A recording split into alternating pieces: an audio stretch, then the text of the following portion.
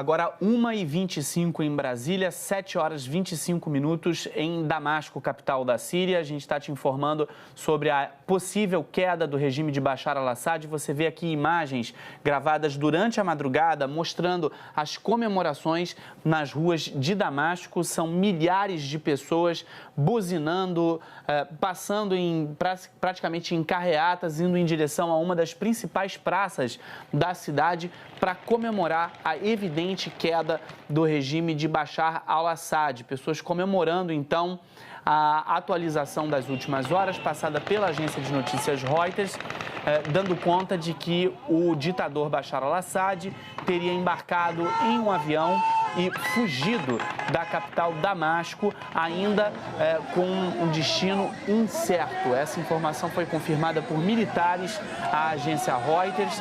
A gente sabe que nos últimos dias houve um avanço. A Síria vive uma guerra civil sangrenta nos últimos 13 anos. Mais de 500 mil de pessoas já morreram nessa guerra.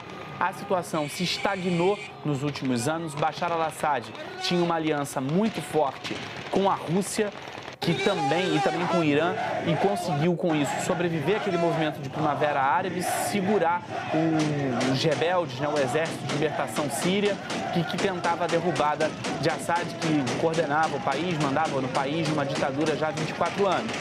Essa situação se estagnou, só que nos últimos dias ganhou muita força esse rebote, essa investida dos rebeldes que ganharam terreno muito rápido. Houve um movimento de deserção por parte de muitos militares e a situação de Assad, sem um forte apoio da Rússia e do Irã, que estão distraídos com outros conflitos na Ucrânia e também em Israel. Olha aí, essas são imagens de checkpoints, são imagens de pontos de bloqueio, onde a gente deveria ver militares leais a Assad.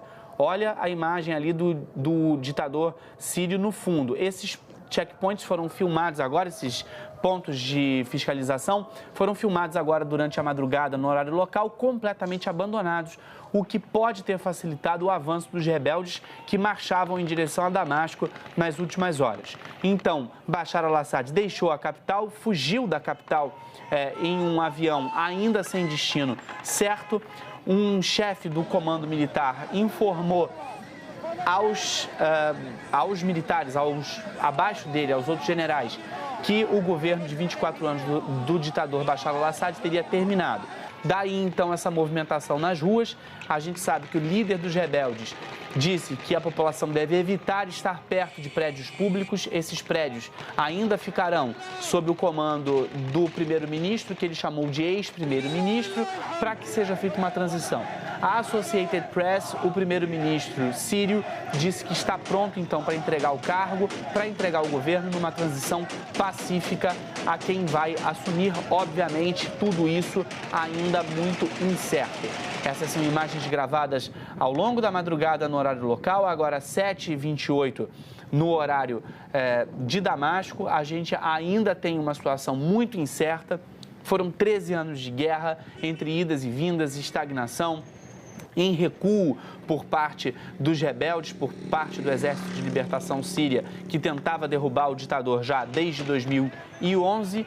E, ao que tudo indica, com base nos relatos das agências internacionais, conseguiram. A situação era insustentável para Assad nas últimas horas, o cerco à capital foi muito grande, eles conseguiram entrar ao longo da madrugada, já avançando desde ontem pela periferia, entrando numa área que foi comandada e foi mantida muito estável, de uma forma muito estável por Assad desde o começo da guerra. Em momento nenhum, desde o começo da Guerra Civil, houve uma situação de tamanha fragilidade como a que foi vista nas últimas horas, culminando então na saída dele